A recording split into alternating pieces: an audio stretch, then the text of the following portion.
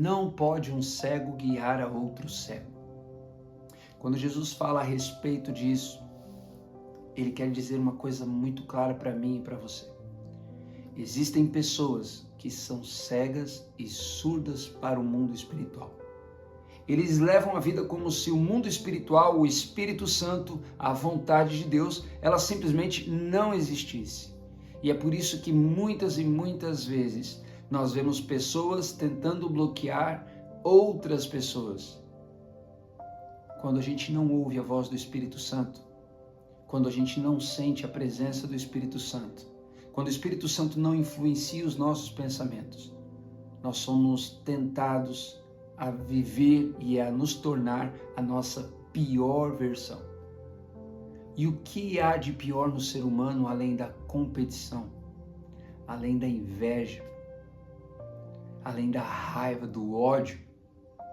É por isso que é tão natural pessoas que não têm uma palavra do Senhor, ou pessoas que ainda não desenvolveram o seu relacionamento com o Espírito Santo, gastarem tempo da sua vida tentando derrubar outras pessoas. Êxodo capítulo 14, versículo 3 diz o seguinte: Então Faraó dirá dos filhos de Israel: estão desorientados na terra, o deserto os encerrou. Versículo 4: endurecerei o coração de Faraó, para que os persiga, e serei glorificado em Faraó e em todo o seu exército, e saberão os egípcios que eu sou o Senhor. Eles assim o fizeram. Sabe, o povo egípcio, quando nós olhamos para eles, nós ficamos pensando assim: meu Deus do céu, que povo difícil.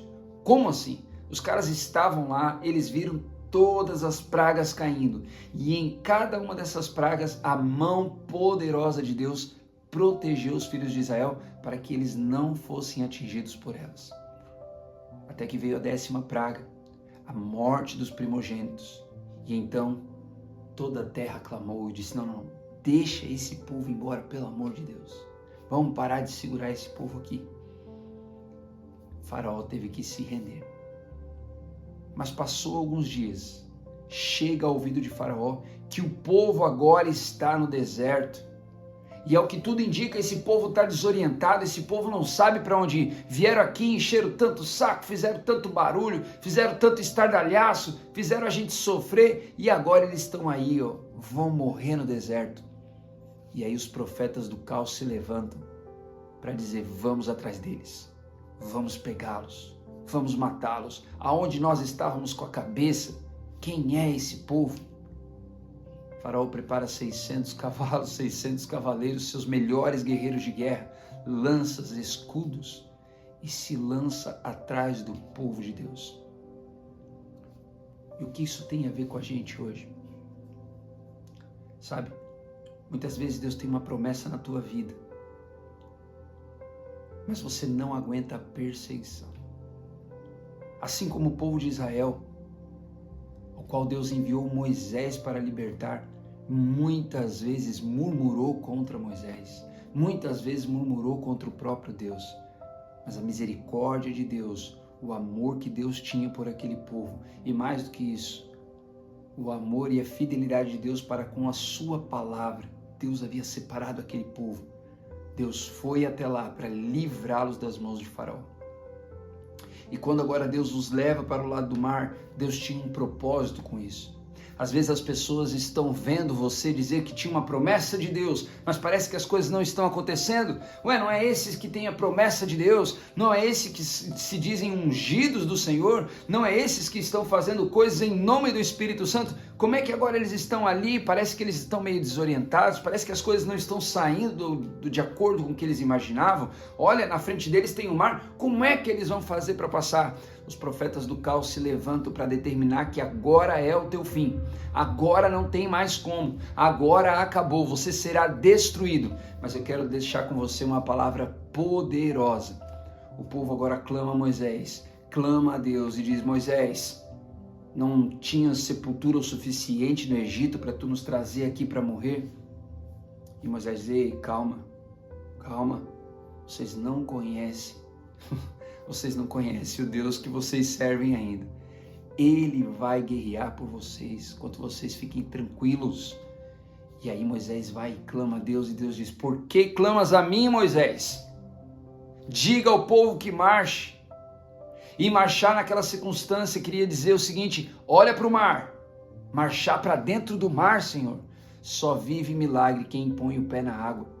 Muitas vezes você não faz as coisas esperando o recurso vir. Você não faz as coisas porque as circunstâncias não são favoráveis. Você não faz as coisas para o reino de Deus porque você não vê como esse projeto pode dar certo. Mas no reino de Deus as coisas não se operam pelas possibilidades. Nós operamos por fé. A palavra de Deus diz que sem fé é impossível agradar a Deus. Então, se você quer ser alguém usado por Deus, se você quer ser alguém influenciado pelo Espírito Santo, é necessário que você creia nas promessas que Deus tem para a tua vida. No reino de Deus, você coloca o pé e Deus coloca o chão. Você coloca o pé e Deus coloca o chão. Você pisa no mar e o mar abre. Antes disso, não existe milagre, porque o milagre se manifesta no cenário do impossível.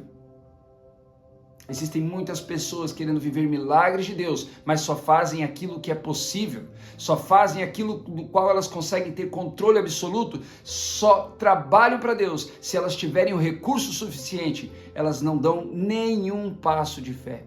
E mais do que isso, essas mesmas pessoas muitas vezes se levantam contra aqueles que estão vivendo por fé. E assim como Faraó, que se levantou para perseguir o povo porque achou que estava desorientado, quem não vive por fé costuma classificar aqueles que estão vivendo por fé como loucos. Isso não vai dar em nada, isso vai acabar, isso vai morrer, e se não morrer, eu mesmo vou matar. Parece besteira, irmão, mas tem gente do seu lado profetizando o caos contra a tua vida. Tem gente do teu lado esperando ver a tua queda. Tem gente próxima a você celebrando cada vez que as coisas parecem dar errado para você. Mas não fique triste. Isso aconteceu no passado. Isso acontece agora também. O que é mais triste nessa história é que mesmo tendo visto tantos milagres, os egípcios tiveram a ousadia de entrar no mar para tentar matar o povo de Israel. Deus está abrindo um caminho para você. E o mesmo caminho que Deus abre de forma milagrosa para que você atravesse, será o fim daqueles que querem acabar com a tua promessa. O que para uns é bênção, para outros é maldição. Quando Deus abre o mar, Israel passa em seco. Mas para os egípcios, Moisés profetizou: ei, não se preocupe com os egípcios. É a última vez que vocês vão ver eles. A palavra de Deus diz que o povo de Israel atravessou em seco o Mar Vermelho e viu os corpos dos egípcios boiando na praia.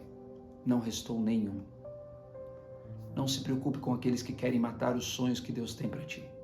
Não se preocupe com os profetas do caos. Não se preocupe com aqueles que se regozijam, imaginando que agora você está encurralado, que agora não há saída para você. Não se preocupe com essas pessoas. Somente creia na palavra que Deus já liberou a teu respeito. Algumas pessoas acham que você espiritualiza as coisas demais, mas não tenha vergonha delas, não tenha medo delas, porque cegos guiam cegos, surdos guiam surdos. Deixe que eles vivam na sua própria companhia. Quanto a você, esteja sempre sensível à voz do Espírito Santo. Deus vai abrir o mar para você passar. Põe o pé, dê passos de fé e você vai ver o grande livramento. Você vai ver a promessa se cumprir na sua vida. Aquilo que para você é bênção, para muitos outros será maldição. Não porque Deus não tem o desejo de abençoar, mas porque eles, vendo milagres, ainda assim se levantam contra as obras de Deus. Descansa o teu coração. Aquilo que Deus ergueu, Ele protege. Acima do povo ia uma nuvem de fogo durante a noite e fazendo sombra durante o dia. O Deus que te chamou e disse: pisa no mar, é o mesmo que vai fazer você passar em terra seca. E os inimigos, aqueles mais ousados, que tentarem se levantar contra aquilo que Deus está fazendo na sua vida, eles podem parar agora mesmo, ou senão serão afogados pelo mar. Dura coisa é competir contra Deus. Dura coisa é se levantar contra os planos de Deus. Dura coisa é ter Deus como inimigo, porque de Deus ninguém vence. Então você, meu irmão, minha irmã, que em algum momento da sua vida ouviu uma promessa do Senhor, se levantou para fazer, para cumprir o seu chamado, para cumprir a missão e está sendo perseguido, calma, tenha certeza. Isso é um sinal claro e evidente de que essa é a missão que o Senhor te confiou.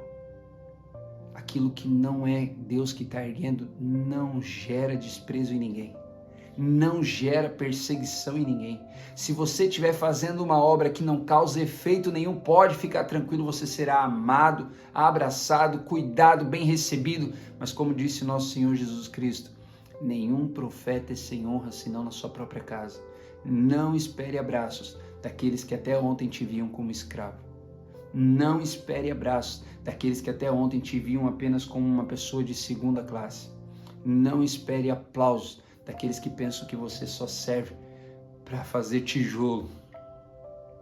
Não espere aplausos de quem não vê em você um escolhido do Senhor. Descansa o teu coração e confie nos planos que Deus tem para a tua vida.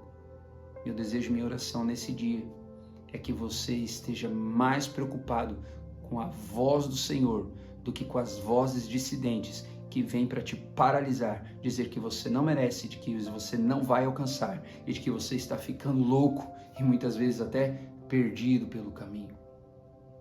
Descanse no Senhor, porque Ele é fiel para cumprir tudo aquilo que Ele prometeu.